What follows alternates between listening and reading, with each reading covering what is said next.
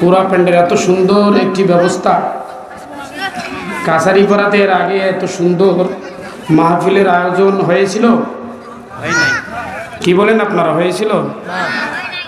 এই জন্য কি একটু শুকরিয়া আদায় করা যায় না? জোরে বলেন আলহামদুলিল্লাহ। আশপাশে কি কোনো কবরস্থান নাই? আমাদের পূর্বপুরুষরা সেখানে ঘুমিয়ে আছে না নাই? আজকে যেখানে কোরআনের আলোচনা হবে, হাদিসের আলোচনা হবে, এর সব এর ফজিলত কি তারা পাবে না? কি বলেন আপনারা, পাবে না? না, এটা আপনাদের জন্য অবশ্যই সৌভাগ্যের বিষয়। আমি আপনাদের দৃষ্টি আকর্ষণ করব, যদিও আমি এলাকার ছেলে, কথাগুলো কি এলাকার হবে? আজকে কি ওয়াজ মেনানগরের হবে? বলেন। ডাঙ্গিরহাটের ওয়াজ, তারাগঞ্জ, 1 টাকার ওয়াজ শুনবেন না? কোথাকার ওয়াজ শুনবেন? কোরআন হাদিস। সুতরাং লোকটা এলাকার হলেও আলোচনা হবে কোথাকার? জোরে বলেন কোথাকার? যদিও অল্প সময় কথা হবে, আমি আপনাদেরকে বলতে পারি, গ্যারান্টি দিতে পারি, হয়তোবা জীবনে এমন কথা শোনেন নাই ইনশাআল্লাহ। আপনারা আমার এলাকার বাপ ভাই, আপনাদের প্রতি আমার একটা হৃদয়ের আকর্ষণ আছে না নাই? অন্য এলাকা থেকে বক্তা যারা এসেছে 1 ঘন্টা 1.5 ঘন্টা ওয়াজ করবে, বুঝলে বুঝলেন, আমল করলে করলেন, আর না করলেন নাই, টাকা 20,000 নিয়ে চলে যাবে। ঠিক না? ঠিক। আর আমার ইচ্ছা কি, আমার অন্তর কি বলে জানেন? আপনারা আমার বাবা, আপনারা আমার ভাই, আমার হৃদয় বলছে, আমাদের যে লাইফটা চলছে না, আমাদের যে জীবনটা, এই জীবনটা আসলে কোনো মুসলমানের জীবন নয়। ঠিক না? ঠিক। এটা চেঞ্জ করা হচ্ছে আমার অভিপ্রায়, আমার মনের চাওয়া। এই জন্য টাকার জন্য আমি আপনাদের কাছে আলোচনা করতেছি না, আমি আলোচনা করতেছি আমাদের মধ্যে চেঞ্জ আনার জন্য। এজন্য আমি আপনাদের বুকে চাচ্ছি, হৃদয়ের কাছে চাচ্ছি, একটু সারা দেবেন তো ইনশাআল্লাহ? লিল্লাহি তাকবীর, লিল্লাহি তাকবীর, মাশাআল্লাহ, মারহাবা। এটা কার তাকবীর? স্লোগানটা কার বলেন তো? জামাত ইসলামের নাকি? এই যে স্লোগান দিলেন, এটা জামাত ইসলামের? কার? আওয়ামী লীগের? বিএনপি? এটা কি কোনো দলের স্লোগান? এই স্লোগানটা হলো মুসলমানের। জোরে বলেন কার? জোরে বলতে হবে, স্লোগানটা কার? আপনি জানেন এই স্লোগান কবে শুরু হয়েছিল? যেদিন আপনার জন্ম হয়েছে ডাইন কানে শুরু হয়েছে। ঠিক না ঠিক? প্রতিদিন 5 ওয়াক্ত নামাজের সময় মসজিদে এই স্লোগান দিয়ে মুয়াজ্জিন শুরু করে। ইমাম সাহেব কোন স্লোগান দেয়? এটাই, আল্লাহু আকবার দিয়ে জামাত শুরু হয় না? যখন আপনি দুনিয়া থেকে চলে যাবেন, শেষ বিদায় জানানো হবে কোন স্লোগান? তাহলে এই স্লোগান শুরু হয়েছিল আমার জন্মে, আমাকে কবরস্থ বিদায় দেওয়া পর্যন্ত এই স্লোগান আমাদের পাশে আছে না নাই? জোরে বলেন আছে না নাই? অতএব এই স্লোগান কার? মুসলমানের। এই স্লোগান কার? লিল্লাহি তাকবীর। আমি আপনাদেরকে গোছানোর জন্য স্বল্প সময় কিছু আলোচনা করব। এলাকার ভাই, টাকা পয়সা কিচ্ছু দেওয়া লাগবে না আমাকে, শুধু মন দিয়ে শুনবেন। লাইফকে চেঞ্জ করার জন্য যদি চরিত্রে আমাদের এতটুকু পরিবর্তন আসে, তাহলেই আমার আলোচনা সাকসেস হবে আমি মনে করি ইনশাআল্লাহ। চলুন আলোচনার শুরুতে একটা গল্প বলি, শুনবেন তো গল্পটা? 3টা বন্ধু ছিল, 3টা, জোরে বলেন কয়টা? 3টা বন্ধু বিশাল বিল্ডিং এর 75 তলার একটা ফ্লাইট কিনেছে। 75 তলা কত? 1 বাস উপরে? এই 1 বাস উপরে, 2 বাস উপরে, বিশাল উপরে। বিল্ডিং এর একটা নিয়ম আছে, রাত 10টার মধ্যে যদি ঢুকেন তো লিফট পাবেন, 10টার পরে আসলে লিফট বন্ধ। ভাগ্য করবে তিনও বন্ধু একদিন দেরি হয়ে গেছে, 10টার পরে বিল্ডিং এর কাছে চলে এসেছে। বলুন তো এবার লিফট আছে না বন্ধ হয়ে গেছে? আচ্ছা, 75 তলা সিঁড়ি বেয়ে উঠতে হবে, এটা কি চারটিখানি ব্যাপার? এটা ছোট ব্যাপার? 3 বন্ধু বলল, ভাই কি করা যায়, এই যে 75 তলা আমাদের উঠতে হবে। তোরা একটা পরামর্শ করলো, ভাই আমরা 25 তলা করে ভাগ করি, গল্প করব আর উঠবো। প্রথম বন্ধু প্রথম 25 তলা গল্প করবে, হাসি তামাশার গল্প শুনতে শুনতে 25 তলা ওঠা শেষ। দ্বিতীয় বন্ধু 25 তলা উঠবে, কিভাবে বড়লোক হওয়া যায়, কিভাবে লাইফকে মোটিভেট করা যায়, কিভাবে টাকা পয়সা অর্জন করা যায়, সফলতার গল্প বলতে বলতে 25 তলা উঠবে। কয় তলা গেছে? জোরে বলেন, কয় তলা গেছে? 50 তলা গেছে। এইবার 3 নাম্বার বন্ধু কি গল্প করবে? কয় 3 নাম্বার বন্ধু দুঃখ কষ্টের গল্প বলতে বলতে আমরা 25 তলা উঠবো। শুরু হয়ে গেল অভিযান হাসি তামাশার গল্প দিয়ে। এই দেখতে দেখতে 25 তলা উঠে গেছে। দ্বিতীয় বন্ধু টাকা পয়সা সফলতার গল্প বলতে বলতে আরো 25 তলা উঠে গেছে। এবার চোখের পানি ঝরানো গল্প, দুঃখ কষ্ট আর ব্যথা বেদনার গল্প দিয়ে বাকি 25 তলা তারা চলে গেছে। যখন 75 তলা উঠা হয়ে গেছে, 3 নম্বর বন্ধু যে এতক্ষণ দুঃখের গল্প বলল, এই বন্ধুটা বলছে, ভাই আমার আর একটা দুঃখের গল্প বাকি আছে। জোরে কোন সুবহানাল্লাহ।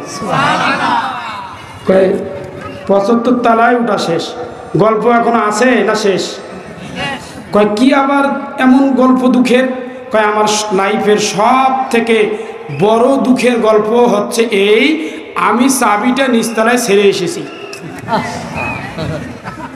গল্পটা কি বুঝতে পারছেন? এতক্ষণ পর্যন্ত যে অভিযানটা চললো, যে কষ্ট ক্লেশ এড়ানোর জন্য গল্প গুজব করে 75 তলা উঠলো, শেষমেশ দেখলো যে ঘরে ঢুকবে, ফ্লাইটে ঢুকবে, সেই চাবিটা কোথায়? জোরে বলেন কোথায়? কেন গল্পটা বললাম বন্ধু বলেন তো? এ বাপ আমার, এ যুবক ভাই, কানটা খোল ভাই, আপনাকে বলছি, খোল খোল কানটা ভাই। একটা মানুষের জীবনটাকে স্বাভাবিকভাবে যদি আমরা 3টা ভাগ করি, 75 বছর 80 বছর মানুষের লাইফ, কি বলেন আপনারা? হ্যাঁ, 3টা ভাগের ভিতরে ভাই প্রথম 25 বছর আমরা কি করি? হাসি তামসা নাটক খেলাধুলার মধ্যে কাটাই দেই। জোরে বলেন ঠিক না বেঠিক? পরের 25 বছর চাকরি বাকরি টাকা পয়সা ঘর বাড়ি এটা নিয়েই ব্যস্ত থাকি, এটা নিয়ে আমাদের 25টি বছর চলে যায়। বয়স হয়ে গেছে কত?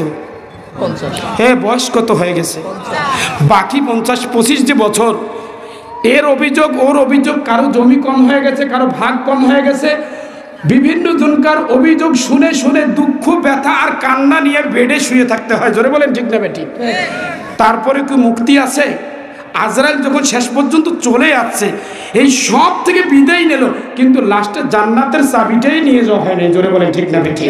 এটাই বুঝাইতে যাচ্ছি, জান্নাতের চাবি ছেড়ে আপনি আপনার লাইফের প্রথম 25 বছর খেলাধুলা হাসি তামসায় কাটালেন, এবং পরের 25 বছর আপনি আপনার সম্পদ টাকা পয়সা এবং বুদ্ধ প্রবৃত্তি এগুলো অর্জন করলেন। পরের 25 বছর দুঃখ আর কান্না দিয়ে আপনি চলে গেলেন, চাবি ছাড়া গেছেন। এবার আপনার জাহান্নাম ছাড়া কোনো উপায় নেই। জোরে বলেন ঠিক না বেঠিক? মানুষের লাইফটা যে 3টা ভাগ আছে, এটা শুধু গল্পের মধ্যে নয়, আল্লাহ কোরআনুল কারীমের মধ্যেও বলেছেন। মানুষের জীবনটাকে আল্লাহ কয় ভাগে ভাগ করেছেন? 3টা ভাগে ভাগ করেছেন। চলুন দেখি কোরআন কি বলে। কোরআন যখন বলে তখন আমাদের বিশ্বাস আর আমাদের অন্তরে বিষয়টা আরো গভীরভাবে ঢুকে যায়। ঠিক না বেঠিক? এতক্ষণ তো গল্প বলল, এবার কোরআন শুনে কোরআন কি বলে। আল্লাহ বলছেন, আল্লাহুল্লাযী খলাকাকুম মিন দাফিন সুম্মা জাআলা মিন বা'দি যাফিন কুওয়া সুম্মা জাআলা মিন বা'দি ضعفا وشيبا يخلق ما ইয়াশাউ ওয়া হুয়াল আলিমুল কাদির। আল্লাহ বলছেন আমি প্রথমে মানুষকে দুর্বল করে সৃষ্টি করেছি, এরপরে আমি তাকে শক্তি দিয়েছি। প্রথম দুর্বল মানে শিশু, দাঁত ছিল, হাঁটতে পারেন, খাইতে পারেন, চলতে পারেন। আল্লাহ বলছে আমি দুর্বল করে সৃষ্টি করেছি, এরপরে শক্তি দিয়েছি, যৌবন দিয়েছি, রক্ত গরম করে দিয়েছি, এরপরে আবার আমি কি দিয়েছি? দুর্বলতা এবং বার্ধক্য দিয়েছি। আমি তো আল্লাহ, আমি যা ইচ্ছে তাই বানাতে পারি। জোরে কোন সুবহানাল্লাহ। আমি যা ইচ্ছে তাই বানাতে পারি, কারণ ওয়া হুয়াল আলিমুল কাদির, আমি সব থেকে বড় জ্ঞানী, সব থেকে বড় শক্তিমান। জোরে কোন সুবহানাল্লাহ। আমাদের লাইফটা যে তিনটা ভাগ, এটা কার কথা? আচ্ছা এবার আসুন, এবার আমার মূল সাবজেক্ট। হয়তো বক্তা চলে আসবে, আমি আপনাদের স্টেশনে পৌঁছাতে পারবো না, দুঃখটা থেকে যাবে। জোরে বলেন ঠিক না বেঠিক? এজন্য একটু আমাকে সহযোগিতা করেন, আমার দিকে একটু তাকান। আমাকে যদি সহযোগিতা করেন, আমি 1 ঘন্টার বয়ান 30 মিনিটে করতে সক্ষম হব। আর যদি সহযোগিতা না করেন, 1 ঘন্টার বয়ান 2 ঘন্টায়ও সক্ষম হব না। জোরে বলেন ঠিক না বেঠিক? এজন্য আপনাদের চাহুনি, আপনাদের আকাঙ্ক্ষা, আপনাদের যে স্পিরিট, এটা আমাকে কাজে দেবে খুব। আসুন, 3টা লাইফের ভিতরে আপনি কি মনে করেন সবচাইতে দামি লাইফ কোনটা?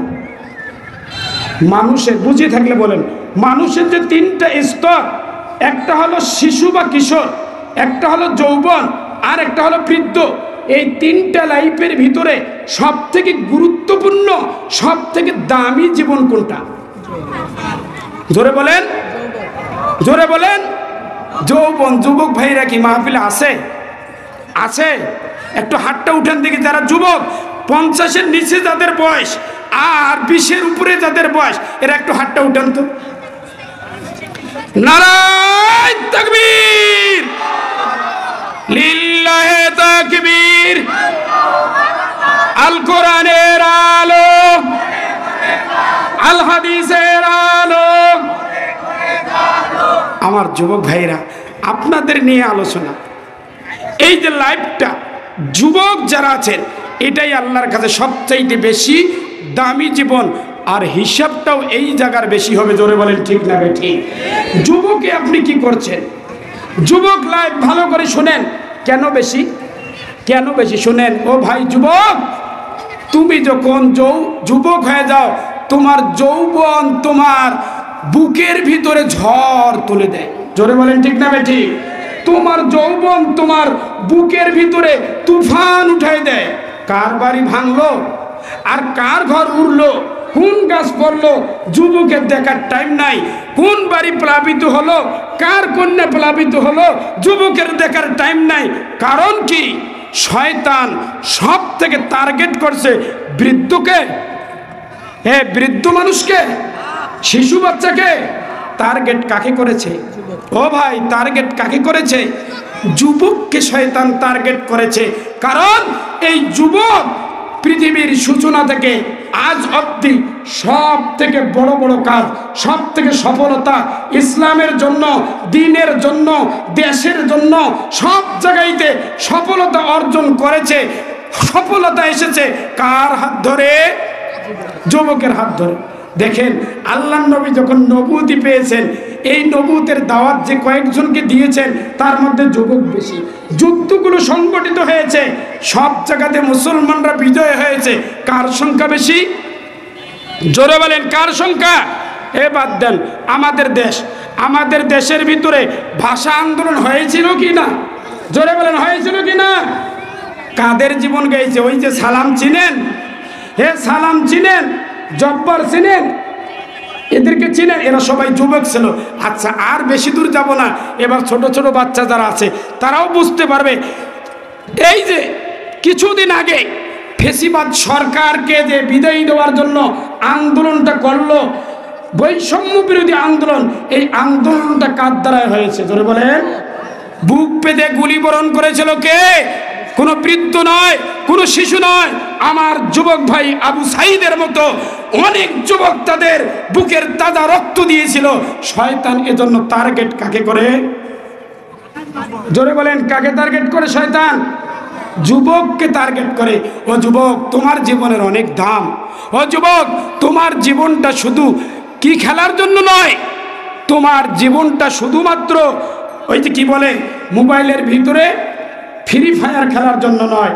তোমার জীবনটা শুধু ফেসবুকে স্ট্যাটাস দেওয়ার নেওয়ার জন্য নয়। তোমার জীবনটা গেম খেলার জন্য নয়। তোমার জীবনে লুকিয়ে আছে অনেক সফলতা। তোমার জন্য আল্লাহ পাক রব্বুল আলামিন তোমাকে ডাকছে, যুবক আজকে তোর দ্বারাই পৃথিবীর পরিবর্তন হবে, তোর দ্বারাই বিপ্লব সংগঠিত হবে, তোর দ্বারাই মুসলমানদের মধ্যে নতুন ইমানি জজবা হবে। আর তুই মাথা হেড করছিস, মাথা ভাসাস না। জোরে বলেন ঠিক না বেঠিক? মোবাইল নিয়ে যুবক মাথা হেড আর মাথা ভাসায় না। যুবকের অনেক দাম।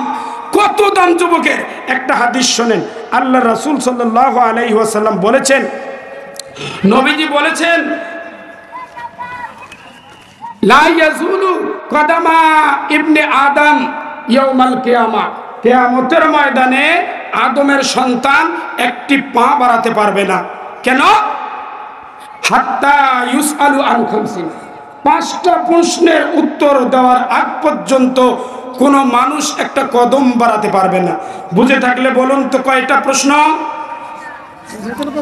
কিয়ামতের মাঠে কয়টা প্রশ্নের উত্তর দেওয়া লাগবে? জোরে বলেন কয়টা? আরো জোরে বলেন কয়টা? উত্তর না দিয়ে কি যাইতে পারবে? উত্তর না দিয়ে কি কদম বাড়াতে পারবে? মাইক টানতেছে কেন? কি হচ্ছে? কথা তো দেখা যাচ্ছে যে আমার বুক থেকে টানতেছে। মাইকটা ভালো করে, বক্তারা আসতেছে, আমি তো ট্রাইলে আছি।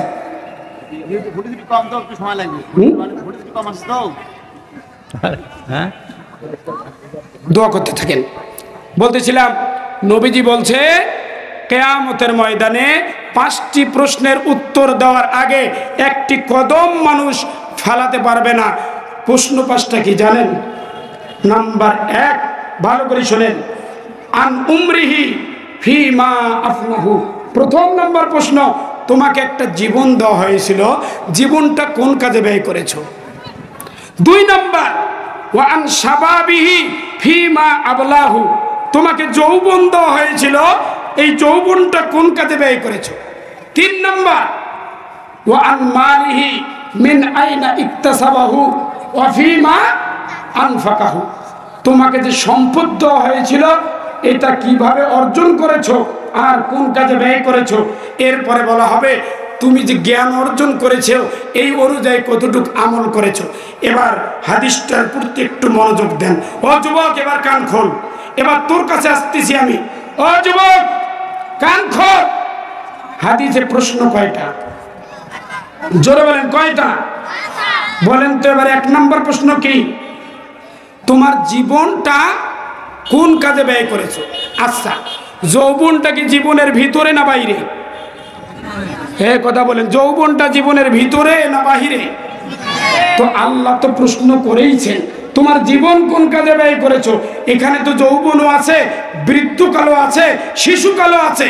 কিন্তু আল্লাহর রাসূল এই হাদিসে বলছেন যৌবনের প্রশ্ন, জীবনের প্রশ্ন করার পরে আবারও যৌবনের প্রশ্ন আলাদাভাবে স্বাতন্ত্রিকভাবে করা হবে।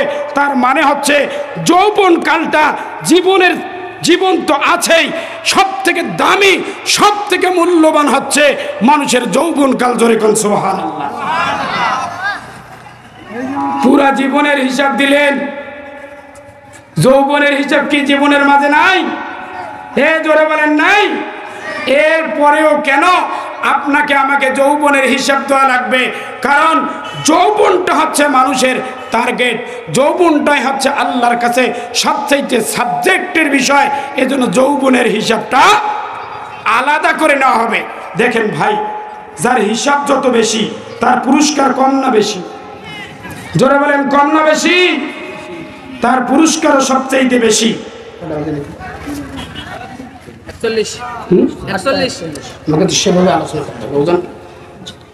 আমার সময় শেষের দিকে চলে যাচ্ছে, বক্তা কিছুক্ষণের মধ্যে চলে আসবে। তবে হাদিসটা ভালো করে বোঝার চেষ্টা করেন। তো দেখেন, যৌবনের দাম আল্লাহর কাছে বেশি, যৌবনে পরীক্ষাও বেশি, যৌবনে মানুষ পথভ্রষ্ট হয় বেশি, যৌবনে ধোঁকা খায় বেশি।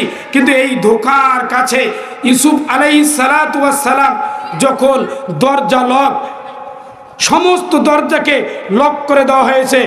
হযরত ইউসুফ ছিল টকবকে যুবক, তার মধ্যে যৌবন ছিল। জুলাইখা রমণী সুন্দরী রাজার স্ত্রী তাকে বলছে কাছে আসো। ডাক দিয়েছে কি দেয় নাই? জোরে বলেন, দিয়েছে কি দিয়েছে না? ইউসুফ আলাইহিস সালাম ওই সময় কি বলছিল? ইউসুফ আলাইহিস সালাম আল্লাহর কাছে বলছে, আল্লাহ তুমি আমাকে বাঁচাও, আমি নিজে তো বাঁচতে পারবো না, বাঁচাবে কে? জোরে বলেন। আল্লাহকে বলছে, আল্লাহ তুমি আমাকে বাঁচাও। আল্লাহ বলে, কোন যুবক যদি নিজের চরিত্র, নিজের প্রতি ঘৃণা এসে যায়, নিজের কর্মের প্রতি ঘৃণা এসে যায়, গুনাহ করতে করতে, অপরাধ করতে করতে, খারাপ কাজ করতে করতে, সিগারেট টানতে টানতে এবং ফ্রি ফায়ার খেলতে খেলতে, বাজে আড্ডা দিতে দিতে, অসংখ্য মানুষের সঙ্গে থাকতে থাকতে, ও যুবক দেখবি একদিন তোর নিজের জীবনের প্রতিও তোর ঘৃণা ধরে গেছে। জোরে বলেন ঠিক না বেঠিক? এমন যুবক আছে না নাই? মনটা চায় এই জায়গা থেকে এবার বাহির হয়ে আসবো, আমি আর এভাবে থাকতে চাই না, কিন্তু চেষ্টা করি, বারবার ব্যর্থ হই। চেষ্টা করি ফ্রি ফায়ার বাদ দিতে পারি না, চেষ্টা করি বাজে আড্ডা বাদ দিতে পারি না, চেষ্টা করি একটু মনোযোগী হব লেখাপড়া করার জন্য, চেষ্টা করি খেলাধুলা বাদ দেব, চেষ্টা করি ওই যে যুবক নামাজ পড়ে ওর সাথে নামাজে যাব, ওই যে যুবক দাঁড়িয়ে রেখেছে ওর মতো যুবকের মতো দাঁড়িয়ে রাখবো, কিন্তু বারবারে ব্যর্থ হই। জোরে বলেন ঠিক না বেঠিক? কেন? তোমার চেষ্টায় হবে না যুবক। ওই যে ইউসুফ নবী বলেছিল, আল্লাহ আমি কিন্তু এই জুলাইকার হাত থেকে, এই সুন্দরী রমণীর হাত থেকে নিজেকে বাঁচাতে পারবো না, তুমি আমাকে বাঁচাও। এজন্য যুবক, তুমি আজকে মাহফিল শেষে যখন মোনাজাত দেবে না, যখন প্রধান বক্তার সাথে হাত তুলবে না, তুমি আল্লাহকে জানাবে, আল্লাহ আমি বাঁচতে চাই। জোরে বলেন, কি চাই? আমি বাঁচতে চাই। আল্লাহ আমার জীবনের প্রতি আমার নিজের ঘৃণা ধরে গেছে, আমি এই জীবন চাই না, আমি এই জীবন চাই না। আমি তো চাই জোনায়েদ জমশেদের মতো যে একজন পপ তারকা ছিল। জোরে বলেন ঠিক না বেটি? পাকিস্তানের পপ তারকা ছিল, লক্ষ লক্ষ কোটি কোটি ফলোয়ার ছিল, ড্যান্স দিত, গান করতো, সবসময় আন্তর্জাতিক পর্যায়ে সারা পৃথিবীর রূপসী মেয়েরা তার সঙ্গে মডেল করার জন্য সবাই আবেদন করত। সেই জোনায়েদ জমশেদ এখন পৃথিবীর বুকে পাঞ্জাবি পরা, দাড়িওয়ালা, টুপিওয়ালা একজন আল্লাহওয়ালা দ্বীনের দাওয়াত দিচ্ছে। ও যুবক, তোমার কি মন চায় না জোনায়েদ জমশেদের মতো হতে? মন চায় না? হে যুবক, মন চায় না? আচ্ছা বলেন তো, জোনায়েদ জমশেদের ফ্যান ফলোয়ার, ইজ্জত, টাকা পয়সা এখন কি আগের তুলনায় কমেছে না বেড়ে গেছে? জোরে বলেন, কমেছে না বেড়ে গেছে? বেড়ে গেছে। ও ভাই, হযরত ইউসুফ বলছে, আল্লাহ তুমি আমাকে বাঁচাও। তুমিও আজকে মোনাজাত দেবে, আল্লাহ এই জীবন চাই না, আমার জীবনের প্রতি আমার ঘৃণা ধরে গেছে, তুমি আমাকে আল্লাহ বাঁচাও, এই জীবন থেকে আমাকে রক্ষা করো। আমি এখন নামাজি বলতে চাই, আমি এখন দাড়িওয়ালা বলতে চাই, আমি এখন পাঞ্জাবিওয়ালা বলতে চাই, আমি সঠিক পথে থাকতে চাই। অল্প দিন, এই যে 10 থেকে 15 বছর, 20 বছর আমার যৌবনকাল থাকবে, আর যদি এটা আমি সঠিকভাবে ব্যয় করতে না পারি, কদম বাড়াওয়া কিয়ামতের ময়দানে কদম বাড়া যাবে? জোরে বলেন, যাবে? যাবে না। এবার একটু আলোচনার দিকে আসেন আমার ভাইরা। যুবককালে পরীক্ষা বেশি না কম? যুবককালে সংশোধন হওয়া কম, সংশোধন হওয়া সহজ না কঠিন? আচ্ছা একটা কথা বলে দেই এখানে মাঝখানে, যুবক কয় বছরে হয় বলেন তো? বলেন, ছেলেরা যুবক কয় বছরে হয় জানেন? 12 বছর। কয় বছর? কার কথা? ইসলামী শরীয়তের কথা। ছেলেরা যুবক হয় 12 বছরে, মেয়েরা যুবক কয় বছরে হয় বলেন? মেয়েরা যুবতী হয় 9 থেকে 13 বছর, আবহাওয়ার উপর নির্ভর করে। কোন আবহাওয়ায় 9 বছর, কোন আবহাওয়ায় 11 বছর, কোন আবহাওয়ায় 13 বছর। আচ্ছা, এই হিসাবটা কার কাছে? তাহলে তোমার আমার জীবনের হিসাব শুরু হবে সরকারের ঘোষিত 21 বছর থেকে না 12 বছর থেকে? কথা বুঝেন, তোমার আমার লাইফের হিসাবটা শুরু হবে সরকার ঘোষিত 21 বছর থেকে না 12 বছর থেকে? মেয়েদের 18 না 13 বছর থেকে? 9 থেকে 13 এর ভিতর থেকে মেয়েদের শুরু হবে। কারণ আল্লাহ আমাদের সৃষ্টি করছেন, আল্লাহ জানে আমরা কখন যুবক হচ্ছি, কখন বালেগ হচ্ছি, কখন বড় হচ্ছি।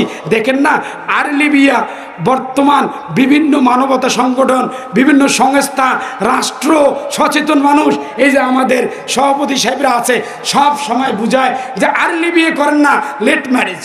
ঠিক না বে ঠিক? তাড়াতাড়ি বিয়ে করলে কি কি ক্ষতি, কি কি সমস্যা, কি কি অসুখ, কি কি দুর্বলতা, এই সবগুলো বয়ান করে। আর্লি বিয়ে করা যাবে না, সরকারের আইন, রাষ্ট্রের আইন। কিন্তু 18 বছর বয়স দিলে তোমরা, 21 বছর বয়স দিলা, 18 আর 21-এর আগে অপকর্ম হবে, সেটার দায় কে নেবে? জোরে বলেন ঠিক না ঠিক? এই অপকর্ম করা যাবে না, এই মর্মে কেন তোমাদের স্লোগান ওঠে না? এই মর্মে কেন তোমাদের প্রচার হয় না? আমি ওই দিকে আজকে আমার বয়ান নিয়ে যাচ্ছি না, আমি বুঝাতে যাচ্ছি। একটা ছেলে যুবক হয় কয় বছরে? 12 বছর। জোরে বলেন কয় বছরে? মেয়েরা 9 থেকে 13। এখান থেকে তোমার আমার হিসাব শুরু। যদি তুমি ফেল করো পস্তাতে হবে, আর যদি তুমি পাস করো, এই যে 50 বছরের আগেই পাস করো, তোমার জন্যই জান্নাত, তোমার জন্য পুরস্কার। ও যুবক, তোমার কষ্ট বেশি, তোমার ত্যাগ বেশি, তোমার পুরস্কার সবচেয়ে বেশি। জোরে গান সুবহানাল্লাহ হবে আমদি। দেখেন পুরস্কারটা দেখেন। আল্লাহ রাসূল বলছেন, আল্লাহ রাসূল বলছেন, আল্লাহ রাসূল সাল্লাল্লাহু আলাইহি সাল্লাম বলছেন, সাবআতু ইউজিল্লুহুমুল্লাহু তাআলা ফি জিল্লিহি ইয়াওমা লা জিল্লা ইল্লা জিল্লুহু। আল্লাহ রাসূল বলছেন, ওই যে কিয়ামতের ময়দান, কিয়ামতের ময়দান যখন সংগঠিত হবে, আমার ভাইরা মনোযোগ লাগান, মানুষের মাথার মগজ টকবক করতে থাকবে, সূর্য নিচের দিকে আসবে, দিশেহারা হয়ে যাবে মানুষ। কোথায় যাবে, কোন জায়গায় যে একটু স্বস্তি পাবে, মানুষ দিশেহারা হবে। সেই দিন আরামের জায়গা থাকবে? কথা বলে না, এ আরামের জায়গা থাকবে? থাকবে। বলেন তো আরামের জায়গাটা কোথায়? আল্লাহর আরশে আজিমের নিচে একটা ছায়া হবে। এই ছায়ার কাছে কিছু লোক উত্তপ্ত গরমে ফুটান্ত মগজ যখন টকবক করছে, মানুষ তার ঘাম যখন হাবুডুবু খাচ্ছে, হাঁটু পর্যন্ত, গলা পর্যন্ত, এই সময় শুধুমাত্র কিয়ামতের ময়দানে একটি ছায়া থাকবে। এই ছায়াটার নাম কি? আরশ। জোরে বলেন কোন ছায়া? আরশের ছায়া থাকবে। আমার ভাইরা, আরশটা কত বড়, আরশটা একটু শুনবেন, আরশের ব্যাখ্যাটা। আরশ শোনেন, আল্লাহর রাসূল সাল্লাল্লাহু আলাইহি ওয়াসাল্লাম বলছেন, আরশের ভিতরে, আরশ হচ্ছে সিংহাসন, রাজার সিংহাসন, আল্লাহর সিংহাসন আরশ। এই আরশের মাঝে আল্লাহ যে জায়গায় বসে, এটার নাম হচ্ছে কুরসি। লক্ষ্য রাখেন, নবীজি বলছে, এই যে কুরসিটা আছে না, এই কুরসির তুলনায় আসমান ময়দানের বালুর সমান। জোরে কোন সুবহানাল্লাহ, বোঝে না? আরশের কাছে যে একটা কুরসি আছে, এই কুরসির তুলনায় আমাদের যে আসমানটা আমরা দেখি, এই আসমানটা ময়দানের বালুর মতো। নবীজি বলছেন, আর আরশের তুলনায় কুরসিটা ময়দানের বালুর মতো। জোরে কোন সুবহানাল্লাহ ওয়া বিহামদিহি। তাহলে আরশ কত বড়, ছায়া কত বড় হবে? ছায়া হবে বিশাল বিস্তীর্ণ ছায়া। কিন্তু এত বড় আরশ সারা পৃথিবী ব্যাপী এই আরশ ছায়া নিছে।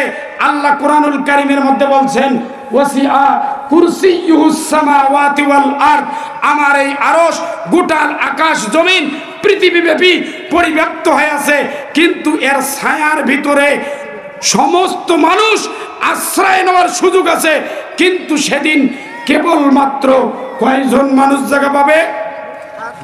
জোরে বলেন কয় দল? আরো ছোট না বড়? হ্যাঁ জোরে বলেন, আরো ছোট না বড়? ছায়া অল্প না বেশি? দুনিয়ার সব মানুষ, কিয়ামত, পৃথিবীর সৃষ্টি থেকে কিয়ামত পর্যন্ত যত মানুষ দুনিয়াতে এসেছিল, সব মানুষ যদি আরশের নিচে দাঁড়ায়, দাঁড়াতে পারবে কি পারবে না? কিন্তু দেওয়া হবে না। শুধুমাত্র 7 শ্রেণীর মানুষ এই আরশে জায়গা পাবে। 1 নম্বর হলো আল ইমামুল আদিল, ইনসাফগার বাদশা। জোরে কোন সুবহানাল্লাহ। কোন বাদশা? তাহাজ্জুদ পড়ে যায়। আল্লাহ বলছে যেই বাচ্চা তসবিহ পড়ে, যেই বাচ্চা নামাজ পড়ে, এই কথা আল্লাহ বলে নাই। আল্লাহ বলে নাই নামাজি বাচ্চা, আল্লাহ বলে নাই রোজাদার বাচ্চা। আমাদের এখন বাচ্চারা আছে, আমাদের যা সরকারদের কথা শোনা যায়, সকালবেলা কোরআন না পড়লে নাকি বঙ্গভবনে যায় না। জোরে বলেন ঠিক না বেঠিক? বঙ্গভবনে যাইয়া পুলিশকে গুলির অর্ডার দেয়, লক্ষ লক্ষ মানুষ দুনিয়া থেকে বিদায় হয়, কোরআন না পড়ে তারা রাজ্যের কাজ শুরু করে না। জোরে বলেন ঠিক না বেঠিক? তোমার কোরআন পড়া চাই নাই, তোমাকে চেয়েছিল জনগণের প্রতি কি করা? ইনসাফ করা, আদালত প্রতিষ্ঠা করা। বাদশা যদি প্রজাদের সাথে আদালত প্রতিষ্ঠা করতে পারে, ইনসাফ প্রতিষ্ঠা করে, তাহলে জায়গা কোথায় হবে? কোথায় হবে ওই বাদশার জায়গা? আরশের ছায়ার নিচে জায়গা হবে। আর এইবার তোমার কথা যুবক, আর যুবক ওয়াশাবুন নাশা ফি ইবাদাতিল্লাহ, ওই যুবক বয়সে যৌবন উত্তেজনা থাকার পরেও যেই যুবক আল্লাহর ইবাদত করেছে, আরশের নিচে সেই যুবকের জায়গা হবে। জোরে কান সুবহানাল্লাহি ওয়া বিহামদি। মেহমান আছে আমার ভাইরা। আমি এতক্ষণ পর্যন্ত গত জুমায় হঠাৎ করে আমার কণ্ঠটা বসে গেছে, কথা বলতে বলতে আজকে ও কণ্ঠ চলছেই না। এরপরেও আমি যে আপনাদেরকে বিক্ষিপ্তভাবে কথাগুলো বোঝানোর চেষ্টা করেছি, কোরআন এবং হাদিস থেকে যে আমি আপনাদের কথাগুলো বলছি, এক একটা যুবককে আমাদের যদি মনোযোগ থাকে, যদি শোনার মতন মন মানসিকতা থাকে, তো ইনশাআল্লাহ আমরা অবশ্যই আজকের মাহফিলে দোয়া দরখাস্ত করব। কার দরবারে? জোরে বলেন কার দরবারে? আল্লাহর দরবারে আমরা দোয়া করব। আমি বিশেষ করে বলবো, এই মাহফিলটা আমার যে ছোট ভাইরা অক্লান্ত পরিশ্রম করেছে, এই কাছারিপাড়ার যে ছেলেরা অক্লান্ত পরিশ্রম করেছে, এরা সবাই যুবক। জোরে বলেন ঠিক না বেঠিক? এরা সবাই যুবক। এরা বিভিন্ন জায়গাতে মানুষের কাছে গেছে, হাতে ধরেছে, পায়ে ধরেছে, 2 টাকা নিয়ে এসেছে। মাহফিলের জন্য যা খরচ, যা ব্যয়, এটা তারা চেষ্টা করেছে, মানুষের কাছে কাছে গেছে। যুবকরা যে আমাদের এই সুন্দর একটা মাহফিল উপহার দিয়েছে, আমরা তাদের সকলে তাদেরকে ধন্যবাদ জানাই। সবাই তাদের জন্য একবার বলি মারহাবা। তবে তাদের প্রতি চাও নাই, কিছু নেই, চলে যায়। বিস্কিট দিয়েছেন এখানে চা রাখেন না, ডালা নষ্ট হয়ে যায়। ফ্লাক্স রাখবেন, বক্তা আসতেছে, প্রধান বক্তারা আসতেছে, ফ্লাক্স একটা বিস্কিট। আমার ভাইরা, বলতেছিলাম আমরা এই যুবকদের উৎসাহ দেব, যাতে করে এবছর তারা যে এই প্রোগ্রামটা করেছে, সামনের বছর আরো বড় পরিসরে এই মাহফিলটা হোক। এটা কি আপনারা চান? কারা কারা চান? হাত উঠেই দেখেন তো। লিল্লাহে তাকবীর, লিল্লাহে তাকবীর। এজন্য আমাদের কিছু করণীয় আছে না নাই? জোরে বলেন, আমাদের করণীয় আছে না নাই? আমাদের করণীয় আছে। তাদের আমরা উৎসাহ দেব, তারা সামনেবার আরো বড়। আপনারা চান এখানে ডক্টর মিজানুর রহমান আজহারী আসুক?